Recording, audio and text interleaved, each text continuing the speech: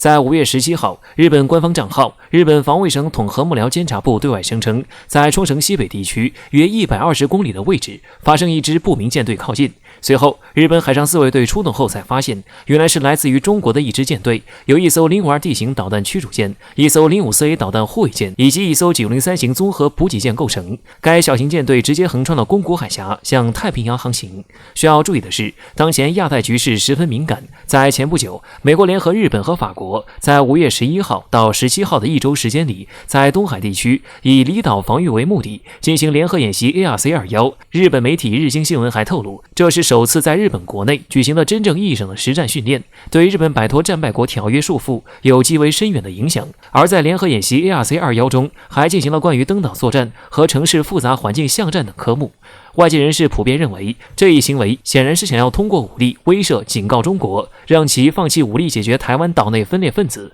这也是一直以来美国在台海地区制造事端的主要目的，同时也是全方位打压中国复兴的方式之一。而作为3国联合演习的成员之一，日本可以说已经是铁了心，彻底站在美国一侧。在最近，更是多次与越南秘密接触，妄图替美军选好又一个战略攻击方向。基于这样的背景环境，日本当局在看到中国舰队横穿宫古海峡这个第一岛链最核心海域的第一时间，就下意识地认定中国是冲着自己来的，显得十分心虚。这一点在日本的对外通告中尤为明显，直接公开表示将分析中方意图，并随时保持最高警惕。这副模样大有心虚直接向美国打小报告的样子，认为中国是在威胁日本。当然，也有观察人士认为，日本对此事相当心虚，也并非没有缘由。中国已经多次在日本站队以后，多次在地缘政治问题上挑拨矛盾，引发中国与周边国家的矛盾冲突。而这一次，日本更是与美国、法国联合进行军事演习，妄图威慑中国。中国出动舰队直接亮剑，也在情理之中。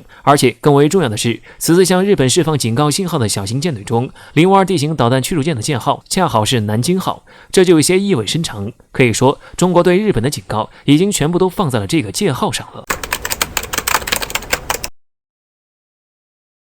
在5月16号，台媒联合报暴露了一则消息，美国陆军安全合作旅官兵进驻新竹某基地，协助指导战训。该基地士兵还抱怨美方伙食待遇太好。随后有基地官兵透露，之前确有大批美国安全部队援助旅的官兵入驻，并强调这是美军首次实地参与联兵营的运作。不过，台当局并未做出任何回应。长期以来，美国和岛内就盛传美军驻台论，但是这些消息多强调美军是以顾问身份观察和指导，而且大多是退役美军，用模糊策略降低大陆对美台军事合作误判风险，一边高调挑衅，一边又谨小慎微。虽然消息还未得到证实，但是台智库提到，为了应对印太可能的军事冲突，美军陆战队正转型具备远程精确打击能力的小部队，并执行远程前进基地作战，而台岛将是关键核心。比如最近美军在阿拉斯加州大规模举行的北方边缘2021军演，在高超音速领域，空军战机机队、海军舰艇阵容、海军陆战队在西太平洋的作战战术和战略急速转型，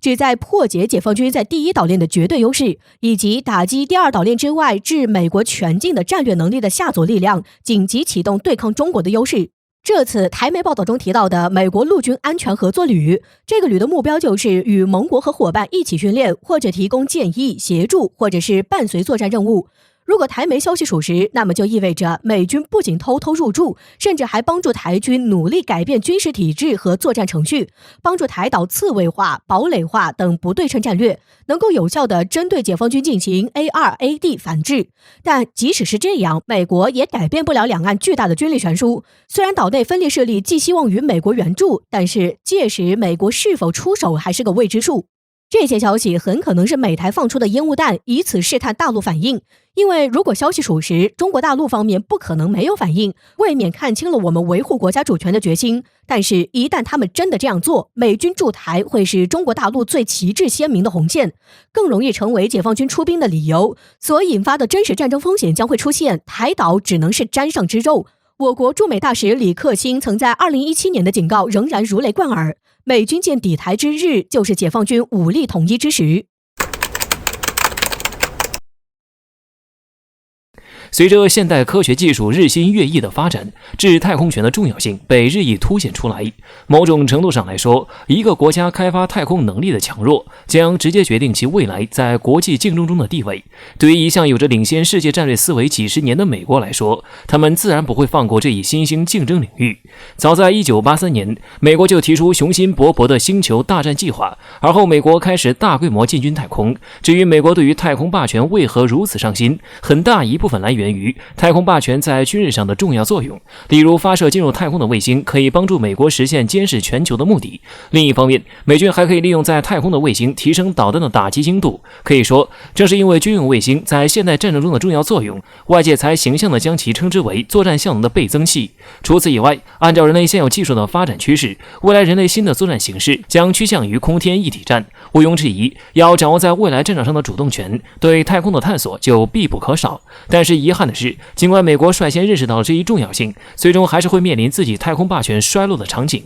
显而易见，能够挑战美国太空霸权的就是中国。那么中国在太空领域究竟取得了什么样的成就，使得美国连同中国竞争的资格都没有？消息显示，中国空间站的建设工作正在有序进行中，在未来2年的时间内，中国空间站将连续实施11次飞行任务，而其核心就是围绕空间站核心舱的组装建造。可见未来中国将会在建造空间站上大举发力。除了中国正在建的空间站以外，目前世界上仅有的一个空间站就是以美国为首建造的国际空间站，但是其将会在2024年达到了使用寿命的期限。这也就意味着，一旦中国空间站建成，其将会在未来很长一段时间内成为全球唯一一个空间站。为了应对这一转变，其他国家的宇航员正在为访问中国空间站做准备。据消息人士透露称，一些国家的宇航员已经开始学习中文，以访问中国空间站的标准。更为重要的是，到那时，美国别说是称霸太空，就连在空间站这一领域同中国竞争的资格都没有。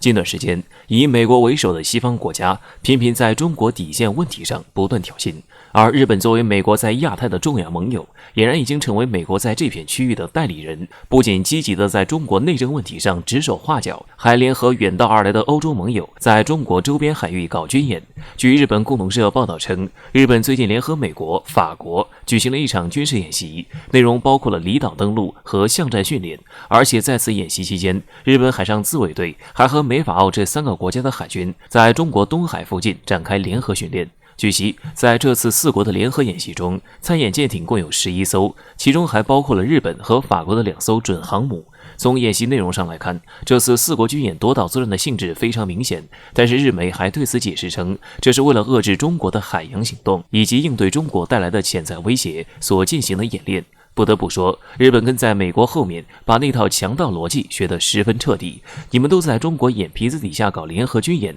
还声称是中国威胁了你们的安全。既然如此，那中国就如你们所愿，让你们看看什么叫真正的威胁。据环球网近日报道称，日本方面声称，在美日法澳4国军舰海上军演的时候，中国的3艘军舰出现在了冲绳县九米岛西北方向约120公里处，围观了4国的联合军演。之后，这3艘军舰又通过冲绳本岛和宫古岛间的海域向南航行，驶向了太平洋。报道称，这3艘中国军舰分别为052D 型导弹驱逐舰南京号、054A 型导弹护卫舰扬州号、903型综合补给舰高邮虎号。对此，日本方面宣称，中国军舰突然在4国演习的时候出现，是在释放一种警告信号。但是我们想说的是，日本太把自己当回事了。我国军舰穿越冲绳岛海域，只不过是正常的航行训练。你们之所以这么紧张，恐怕是做贼心虚。而且对于美日法澳4国军演，我国外交部也做出了明确表态，强调这所谓的联合演习无非就是多烧一点油，根本吓唬不了中国。